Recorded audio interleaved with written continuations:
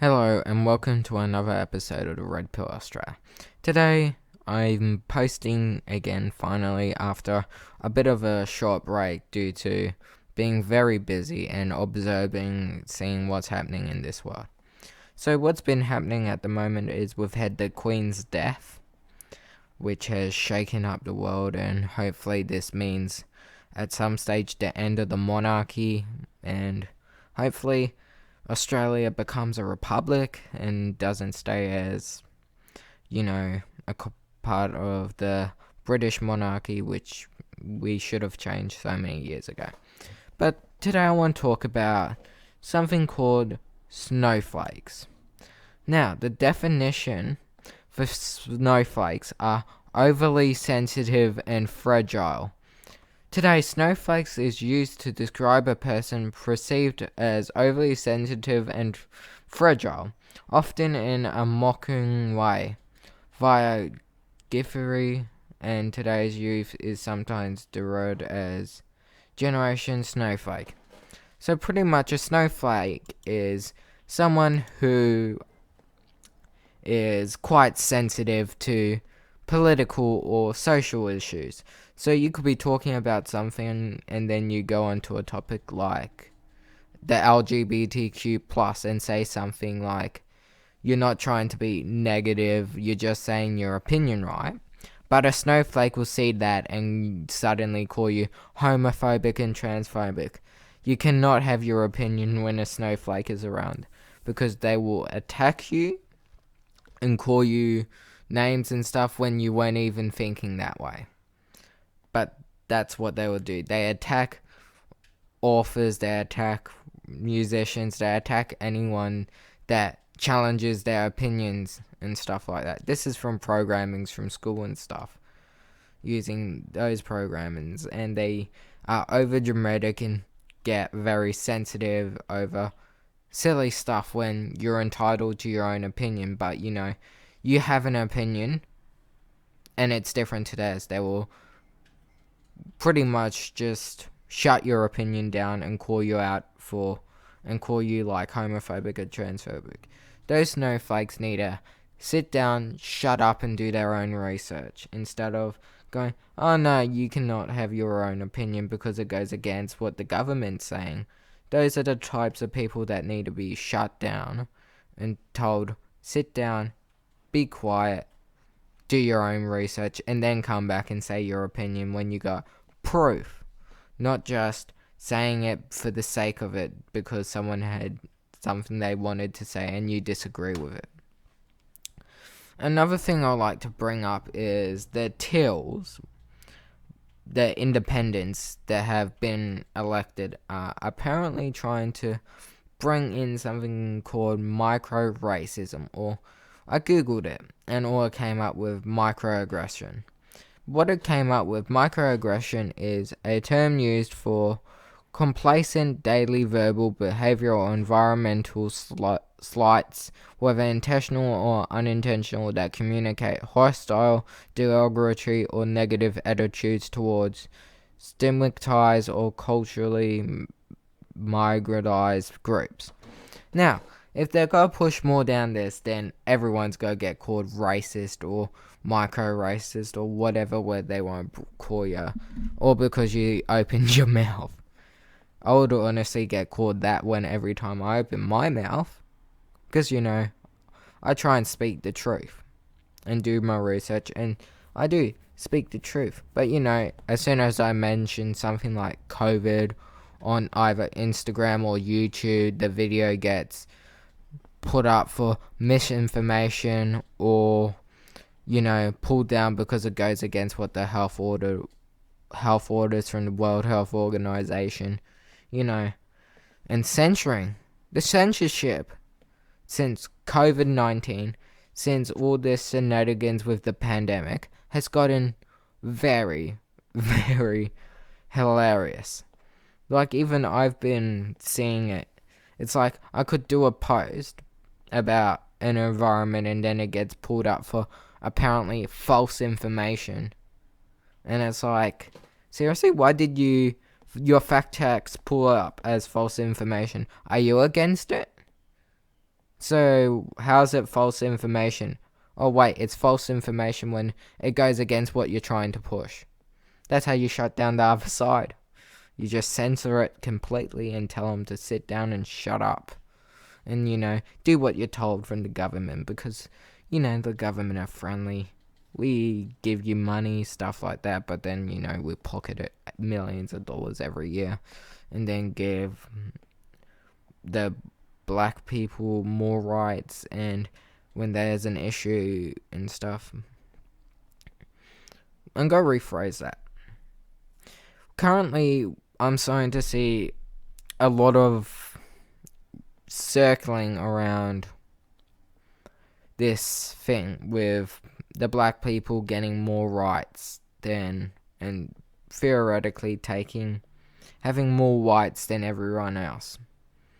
And here in Australia, with the Aboriginals, I've got an article up pretty much saying that if you're an Indigenous, you get cheaper childcare. It's like they're giving more rights and cheaper stuff to the Aboriginals. And yes, long time ago, there was a lot of stuff. Racism, stuff like that, and people got treated like crap. I don't agree with that. So did the Aboriginals originally when the first fleet arrived. But that was such a long time ago, and they've kept bringing it back up. Yes, it needs to be talked about. But if you keep bringing up a situation, it's not going to resolve it. You just got to take advantage and then get a lot of free stuff and pretty much go on and you're more better than everyone else. And stuff like that, which is not right. The way to fix all these issues is to say, look, why are you accusing us of something that happened so long ago and still blaming generations after that had no involvement in it and still accusing them for what happened? What happened was wrong.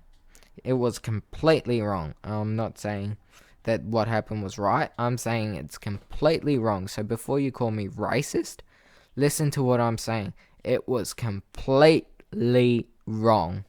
But now, we're doing a full circle, and pretty much, you guys get paid $1,000 from the government for being Aboriginal. You got people saying that they're Aboriginal, and possibly not, because you apparently had it on your, it said on your, you did a test and it came back that you did. But you had no ties and stuff beforehand. Everyone has a bit of Aboriginal in them. If you come to this country or were born on this country, aren't you technically Aboriginal to this country because you were born here? Not in the sense that you're thinking I'm talking about. We're all born here in Australia. We all share Australia as a home for everyone. The land of the peace, where Australia is home to a lot of people, no matter what race, religion, or whatever. It's a place where it's quite cultural. We look at so much stuff here in Australia. But when you got other countries coming in and then taking advantage of our systems, using and abusing what has been set by our government, something needs to change.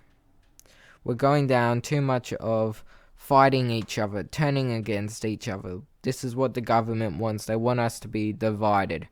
They're dividing us by race, if you're male, if you're female, if you're part of the LGBTQ+. They're using shenanigans to divide us And pretty much they're conquering us because we're all divided.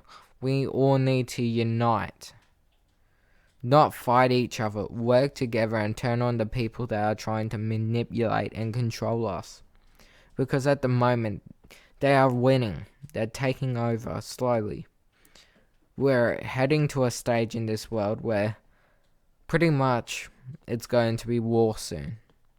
Because people are saying that one little thing can trigger one person, and then next thing you know, that one person goes against friends, and then you're getting bashed.